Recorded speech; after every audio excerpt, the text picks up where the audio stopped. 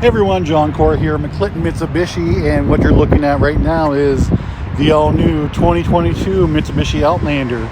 There's been a lot of coverage on this vehicle lately.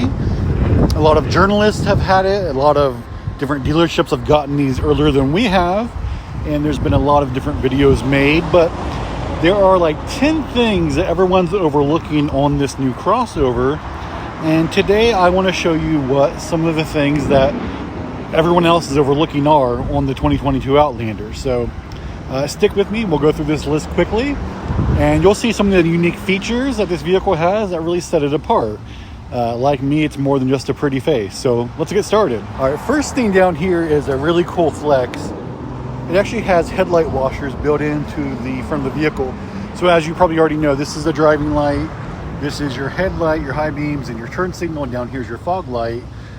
But because they're mounted in a different way than normal, this actually has headlight washers right here, and I'm going to insert a video of those in action right now.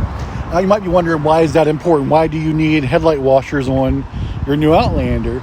And the big thing is that with the way this is set up now, the headlights do sit lower in the front fascia, and if you're in a climate like ours here in West Virginia, we get a lot of snow, it means we get a lot of salt on the road. So this makes it a lot easier to clean the headlights. That way, if it's 15 degrees below zero, you don't have to get out of your vehicle to clean the headlights. It'll make it a lot easier to get all of that grime off the road, off of the headlights from the road. So it's just one thing to consider when you're purchasing this vehicle. All right, so number 2 comes around back here, actually, into the middle row. And this may not seem like a big idea to a lot of people, but the way these middle seats are split, it's a 40-20-40 instead of a 60-40. So there you can see that you can have the middle seat down and have the other 2 chairs up. So this kind of acts almost like a captain's chair in a way in the middle seat. But this also means that you can have like skis, for instance, in the middle row there now, or you can haul lumber, for instance. And that makes it a lot more convenient for hauling those longer loads, and you can still carry 2 people in here with comfort. So you can also notice that it has the cup holders there also. So it acts as a cup holder, acts as a pass-through for the storage area. And of course, the Outlander is a 3-row crossover, seating for 7 total. You can fold that back row down, make use of that second row. Okay, so number 3 is really esoteric, and I don't know too many people who care about this, but right there is number 3. It has the amber turn signals, and that's my Outlander Sport over there. It has amber turn signals also, so it's one of those small things that make a difference on this vehicle. So it's one of those things where, like, to me, it's safer this way because the brake light is dedicated for brake light, and the turn signals are dedicated for a turn signal. You don't have to worry about your brake light being a dual-use light. So that's one of those big pluses on this vehicle, is that it has the amber turn signals.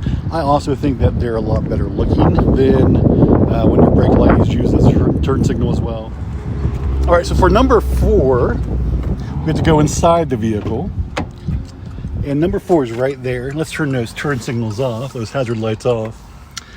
This vehicle is equipped, when you do the all-wheel control, with downhill assist. So for instance, like I live in a very rural area, and there's a lot of inclines, and it's difficult to go down those during snowy weather. I've actually totaled my car before because my vehicle wasn't really made for snowy weather, and I was going down a hill too fast, lost control, hit a tree. But what it had, this downhill assist, would have made my life a lot easier. All you have to do is just engage it, and then the vehicle, the Outlander, will actually drive itself down like a hill, for instance. So it'll control the brake and the accelerator.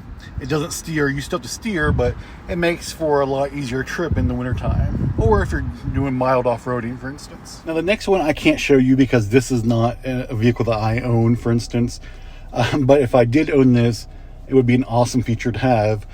Mitsubishi teamed up with LiftMaster on both this Outlander and the new Eclipse Cross to offer MyQ technology inside the infotainment screen. So what that means is the Eclipse Cross was the first vehicle, and then the Outlander's the second, to have an integrated garage door opener inside the infotainment screen. It also works with Mitsubishi Connect, So you can control your garage door opener as long as it's the LiftMaster through your infotainment screen and through Mitsubishi Connect too. So like I said, it was one of the first vehicles to ever do that, and it's really a neat feature to have.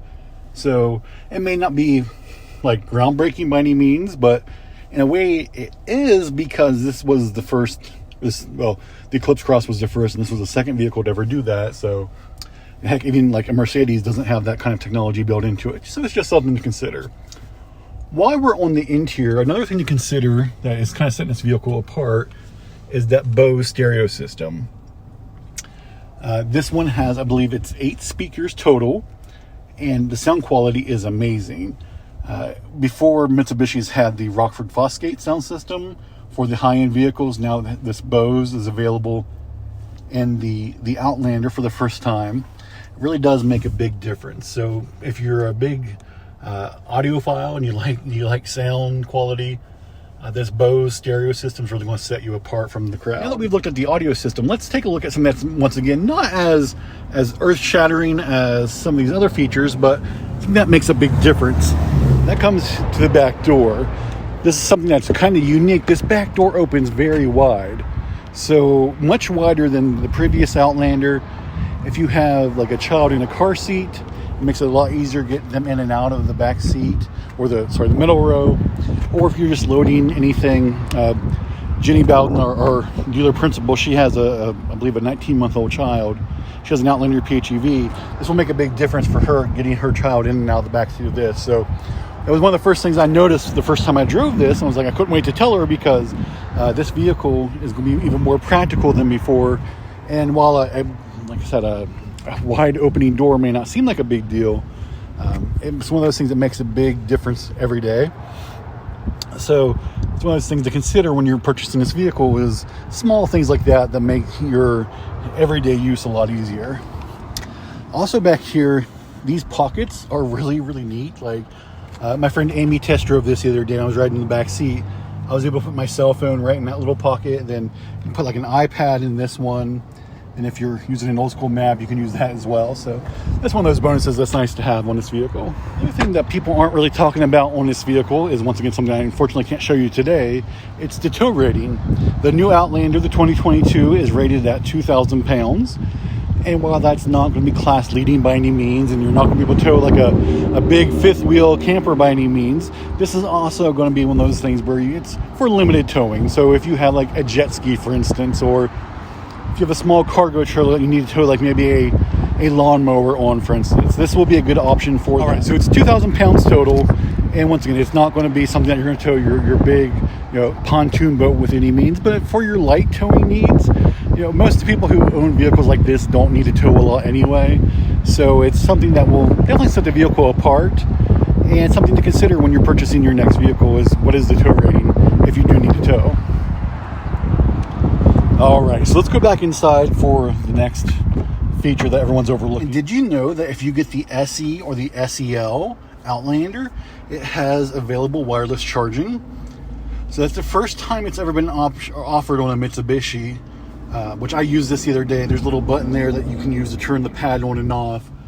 If you have certain models of the iPhone or certain Android devices, all you have to do is just lay your vehicle on there, and it will charge it for you. So that makes a nice feature to have, especially as we're going wireless more and more these days.